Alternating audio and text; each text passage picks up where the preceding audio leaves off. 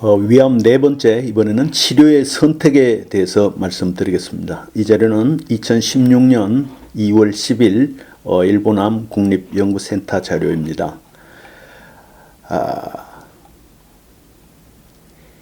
보통 그 치료의 선택은 주로 이제 그 병기 우리가 1기, 2기, 3기, 4기라고 부르는 그 주로 병기와 그리고 그 환자의 어떤 전신 상태에 따라서 보통 선택을 하는데요. 위암의 치료에는 가장 많은 게 수술입니다. 수술이고, 그 초기 위암에 대해서는 내시경으로 보통 이렇게 간단하게 처치하는 그 내시경 치료가 있고요. 그리고 상당 부분은 그 우리가 말하는 항암제를 사용한 화학요법, 이 세 가지가 중심이 되고요.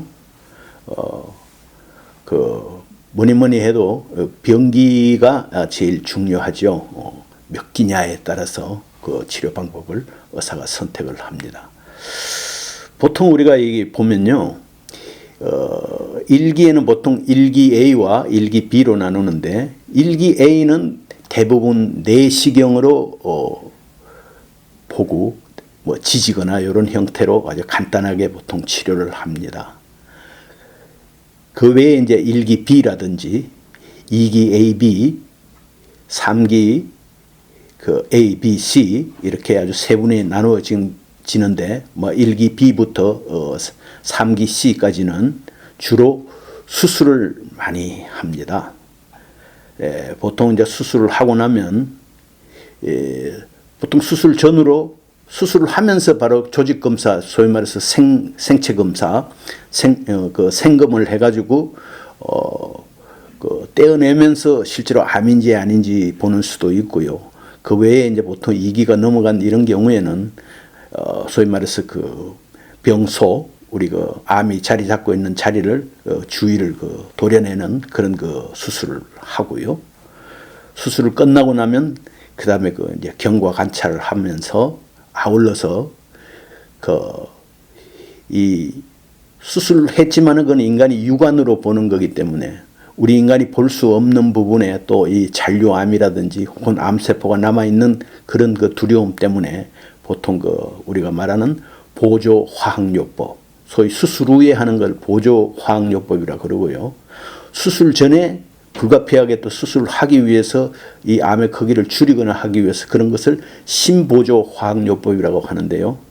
보통 이제 수술 후에는 경과 관찰과 보조 화학요법, 그 다음에 그때 생기는 어떤 그 증상에 따른 대증요법 이런 걸 주로 하고요. 4기라고 하면 보통 이제 이미 전이가 된 다른 장기로 원격이라든지 또 가까운 부위에 이 전이가 된 4기는 거의 수술을 하질 못하고, 이때는 이제 우리가 말하는 그 항암제를 이용한 그 화학요법이라든지 방사선 치료라든지, 또 그것도 힘들 경우에 보통 그거와 병행해서 이 완화 수술이라고, 그러니까 이건 치유 목적은 아닌데 암이 너무 커지거나 이래서 이렇게 다른 장기를 압박하거나 이런 경우에 통증이 생기고 이러면 환자가 견딜 수 없기 때문에 이것은 완화요법으로서의 수술을 하고 또 아울러 대증요법을 보통 합니다. 이렇게 이제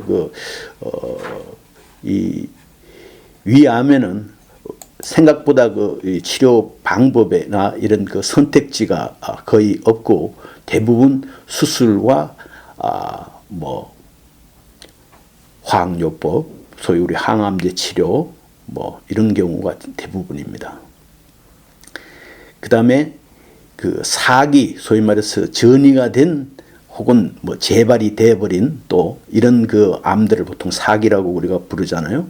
이런 경우에 치료는 대개 어떻게 하고 있는지를 간단하게 설명을 드리겠습니다. 이 4기 위암은 정격 원격 전이를 수반하고 있고, 암을 전부 제거하는 그런 것을 목표로 하는 완치 수술은 어렵다고 생각되기 때문에 주로 항암제 치료, 즉 화학요법이 중심을 이루게 됩니다.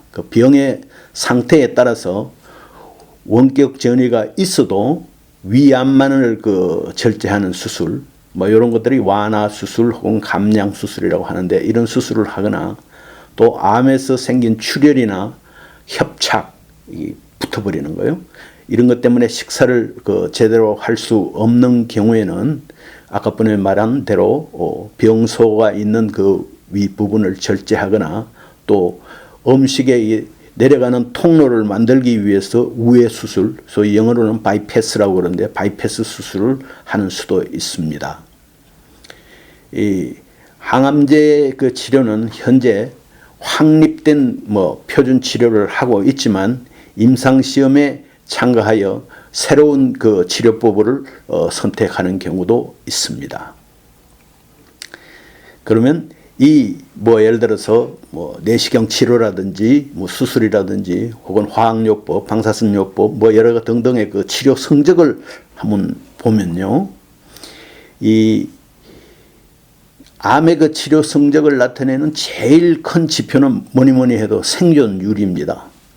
그 생존율이란 우리 보통 암의 진행도나 혹은 그 치료 내용별로 우리가 산출을 하지만 환자의 연령이라든지 또 다른 합병증, 당뇨병이라든지 심장병 이런 것 같은 그 합병증의 유무도 그 영향을 받습니다. 이러한 이 요소들의 이 빈도가 다르기 때문에 사용하는 데이터에 따라서 그 생존율의 값이 달라질 가능성도 상당히 있습니다.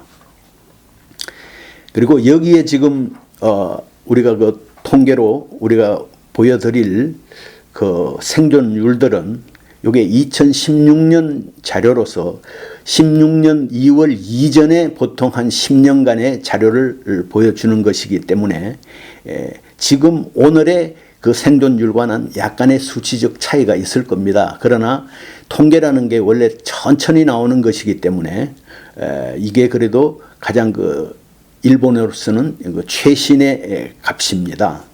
그런 걸 염두에 두시고 이야기를 들어주시기 바랍니다. 이 병기를 보면 1기의 경우에는요, 5년 상대 생존율이 97.3%입니다.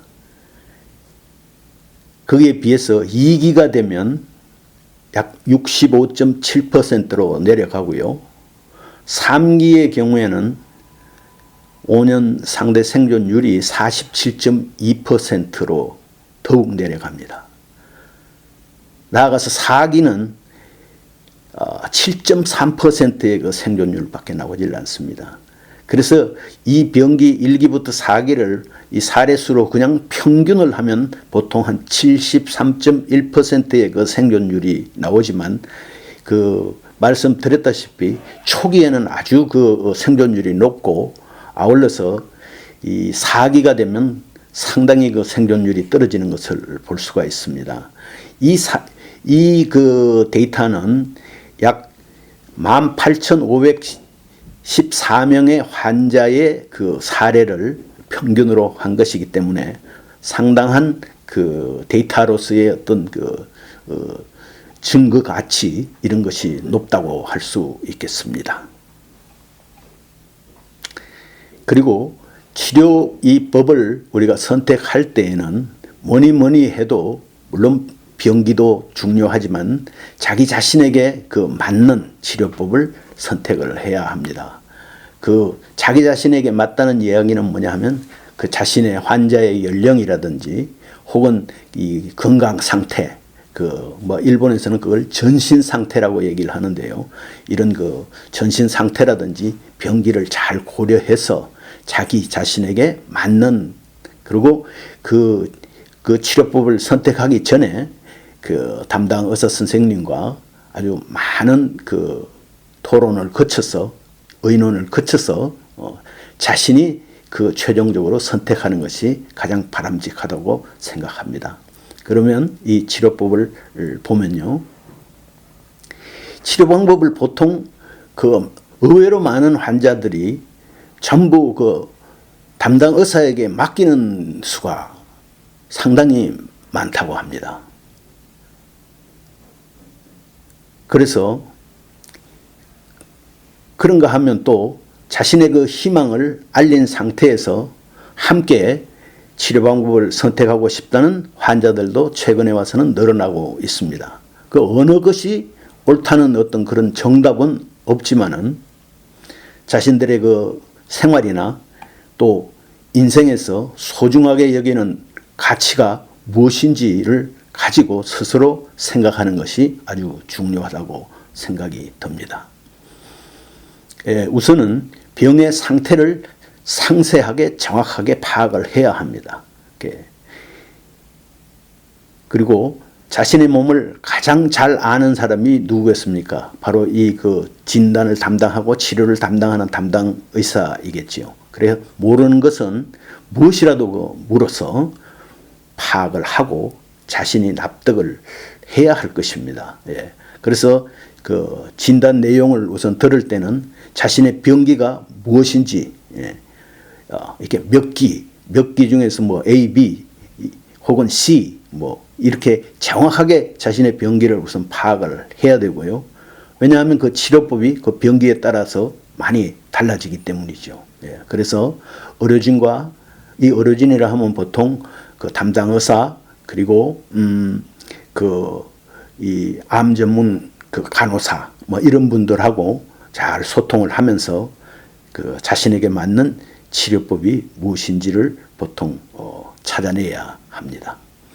이 담당 의사와 그 대화할 때에 그 도움이 될 수 있는 소위 말해서 나의 요양 수첩 자신에게 맞는 치료법은이라는 그 소책자가 있으니까 이런 것도 그 참고를 해야 하는데요. 이거는 뭐 우리 한국에는 이런 게 없으니까 의사와 의논하는 것이 좋을 것 같습니다. 그래서 이런 과정을 거쳐서 어떤 진단이나 그리고 최종 치료법을 환자 자신이 충분히 납득한 그 연후에 치료를 시작하는 것이 가장 바람직하다고 생각합니다.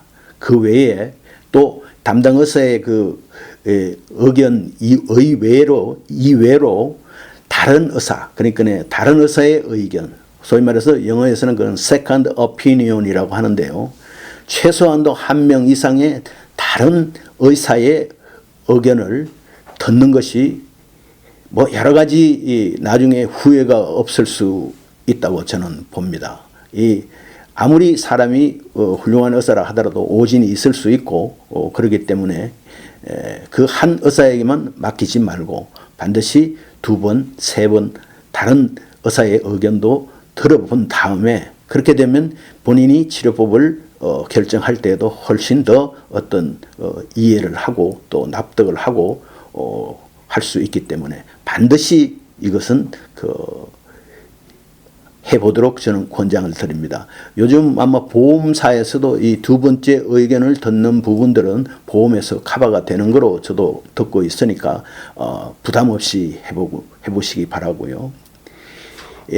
또 이 한국 사람들이나 일본 사람들은 자기 그 의사에게 다른 의사의 의견을 들어보자 뭐 이렇게 얘기를 하면 그 상당히 불쾌하지 않을까 뭐 이런 것 때문에 그렇게 못하는 경우도 있는데 서양 사람들은 뭐 전혀 그런 데 개의치 않고 하거든요. 그러니까 이제 우리도 반드시 적어도 한 사람 이상의 다른 의사에게 얘기를 하고 또 의사에게도 당당하게 얘기를 해 보시기 바랍니다. 그런데 제가 알기로는 요즘은 거의 의사들이 2번째 의견을 듣는 것을 충분히 이해를 하고 자신이 진단한 자료들을 줄 겁니다. 그러면 그걸 가지고 가서 다른 의사 혹은 2번째, 3번째 의사의 의견도 충분히 들어본 다음에 하는 것이 바람직하다고 생각합니다.